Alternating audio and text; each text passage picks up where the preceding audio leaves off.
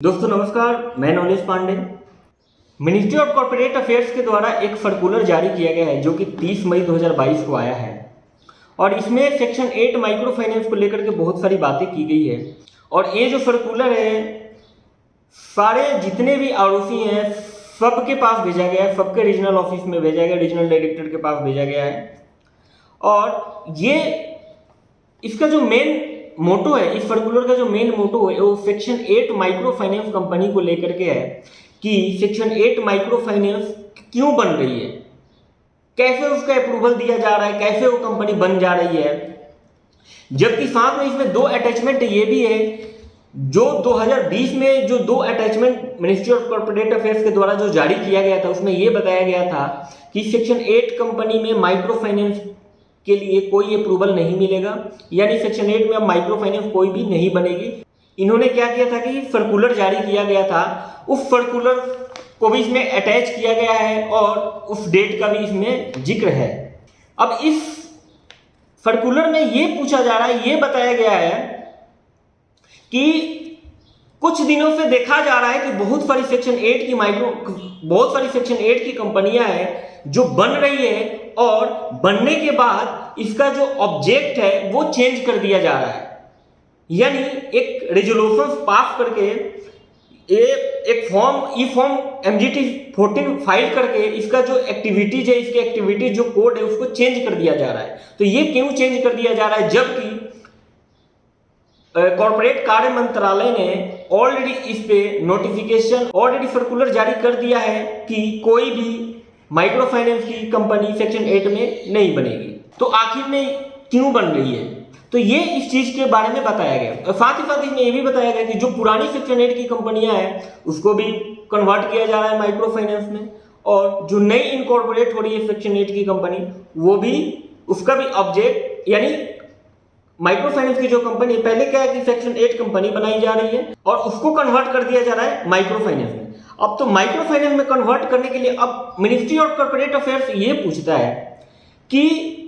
Section 8 company जो है, जैसे कि नॉन प्रॉफिट ऑर्गेनाइजेशन है सेक्शन 8 की कंपनी, और वो कंपनी उस कंपनी में नेट ऑन फंड जो है वो 1 लाख से भी बन जाती है कंपनी, 50,000 रुपए से भी बना सकते हैं उस कंपनी को, 5 लाख से भी बना सकते हैं। उसमें ऐसी कोई रिक्वायरमेंट नहीं है कि आप इसको 15 लाख या 5 लाख या 50 लाख से ही जब बनाएंगे तब इसका नेट ऑन फंड इतना ही रखें, ऐसी कोई उसमें लिमिट नहीं है। तो ये जो सर्कुलर है अब ये पूछ रहा है कि ये तो माइक्रो फाइनेंस एक्टिविटीज कोड जो इसका है, जो NBFC का कोड ये जो डाल के कन्वर्ट किया जा रहा है सेक्शन 8 को माइक्रो फाइनेंस में, तो ये तो NBFC की कैटेगरी में आ गई। जो NBFC का सेक्शन है 45A, B, C, उस कैटेगरी में उस एक्टिविटीज में इसको कन्वर्ट कर दिया जा रहा है। तो RBI का रूल ये बोलता है कि माइक्रो फाइनेंस का लाइसेंस लेने के लिए, माइक्रो फाइनेंस में किसी चीज को कन्वर्ट करने के लिए आपको मिनिमम 2 CR की रिक्वायरमेंट होती है, यानी नेट ऑन फंड जो आपका है वो कम से कम 2 करोड़ रुपए होना चाहिए। लेकिन यहाँ पे तो ऐसा कुछ नहीं है, यहाँ पे तो जिसका 1 लाख रुपए है, जिसका 5 लाख रुपए वो भी हो जा रहा है। तो ये क्यों हो रहा है, तो ये गवर्नमेंट ने जो है सर्कुलर जारी किया। साथ ही साथ इस सर्कुलर में यह भी बताया गया कि इमीडिएट एक्शन उन कंपनियों पे लेना है जो अपने एक्टिविटीज को चेंज कर रही है, जो एक्टिविटीज अपनी चेंज कर रही है उस पर सख्त एक्शन लेना है। ये अपने सारे आरओसी को इंडिकेट कर रहे हैं कि इमीडिएट एक्शन लो आप जो अपने एक्टिविटीज को चेंज कर रहे हैं और माइक्रो फाइनेंस में काम कर रहे हैं। साथ ही साथ 3rd नंबर में ये बोला जा रहा है कि जो भी आरओसी के ऑफिसर्स हैं उनको ये बताया जा रहा है कि ये बोला गया है मिनिस्ट्री ऑफ कॉर्पोरेट अफेयर्स की तरफ से कि जितनी भी ऐसी कंपनियां हैं जो माइक्रो फाइनेंस की एक्टिविटीज को कर रही है या एक्टिविटीज को अपने चेंज करने के लिए अप्लाई किए गए, मतलब उन्होंने जिन्होंने किया है उसको एग्जामिन करो, उसको चेक करो कि इसमें क्या एक्टिविटीज है, क्या काम कर रहे हैं। कितनी सेक्शन 8 की कंपनियां हैं जिन्होंने अपने एक्टिविटीज को चेंज करने के लिए एप्लीकेशन डाला है और चेंज किया है, तो इन सबको री एग्जामिन करो। इस ऐसी बातें इसमें कही जा रही है। बाकी इन्होंने जो 2 सर्कुलर दिया हुआ है, ये है पहला सर्कुलर इन्होंने 2020 में 10 फरवरी 2020 को इन्होंने जारी किया था जिसमें इन्होंने ये बोला था कि आरबीआई के डायरेक्शन के अकॉर्डिंग कोई भी माइक्रो फाइनेंस कंपनी जो है वो उसका नेट ऑन फंड जो है वो मिनिमम 2 करोड़ रुपए होना चाहिए, तब जाकर के वो एनबीएफसी की एक्टिविटीज में आएगी और वो काम करेगी।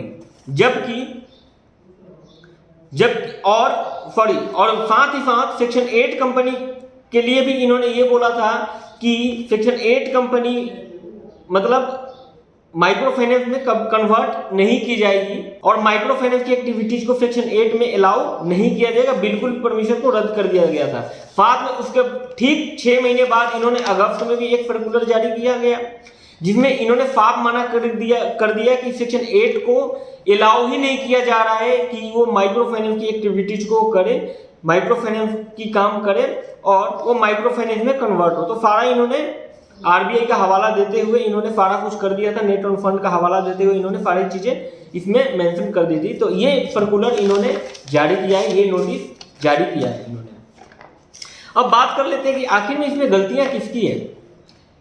किसकी गलती है? कि उसकी गलती है कि जो कंपनी बना रहा है या बना चुका है, या उसकी गलती है कि या उस प्रोफेशनल की गलती है कि जिसने कंपनी को एक्टिविटीज को चेंज करने के लिए ई फॉर्म फाइल किया, या फिर उसकी गलती है कि जिसने इस चीज को अप्रूव किया। अब ना ही तो कोई बिजनेस ओनर किसी चीज को अप्रूव करता है और ना ही कोई प्रोफेशनल, चाहे हम है या कोई भी हो, कोई भी अपने आप कुछ नहीं करता है। अगर कोई प्रोफेशनल है तो उसका सिर्फ और सिर्फ एक ही काम है, एप्लीकेशन को फाइल करना, ना ही तो वो अप्रूवल देता है और ना ही किसी चीज को रजिस्टर करता है, वो सिर्फ और सिर्फ फाइल करता है। और जितना अप्रूवल और रजिस्ट्रेशन का जो काम है सारा का सारा गवर्नमेंट देती है, गवर्नमेंट से हमें लेना पड़ता है। गवर्नमेंट जो भी हमारे क्लेरिफिकेशन देती है, जो भी चीजें रिक्वायर्ड उसके तरफ से होता है, एक प्रोफेशनल उस चीज को फुलफिल करता है और एक बिजनेस ओनर उस चीज को फुलफिल करता है। तो खैर गवर्नमेंट का रूल रेगुलेशन है। उम्मीद करता हूँ वीडियो पसंद आई होगी, अगर पसंद आई होगी तो लाइक जरूर कर देना और भी अपने माइक्रो फाइनेंस के मित्रों के साथ साझा जरूर करना इस वीडियो को, और भी अपने माइक्रो फाइनेंस संचालकों के साथ जो माइक्रो फाइनेंस कंपनी बनाने के बारे में सोच रहे हैं, प्लानिंग करें, उनके साथ भी इस वीडियो को शेयर जरूर करना ताकि उनको भी इस रूल रेगुलेशन के बारे में पता चल सके। और चैनल पे पहली बार आए हैं तो सब्सक्राइब जरूर कर देना। धन्यवाद।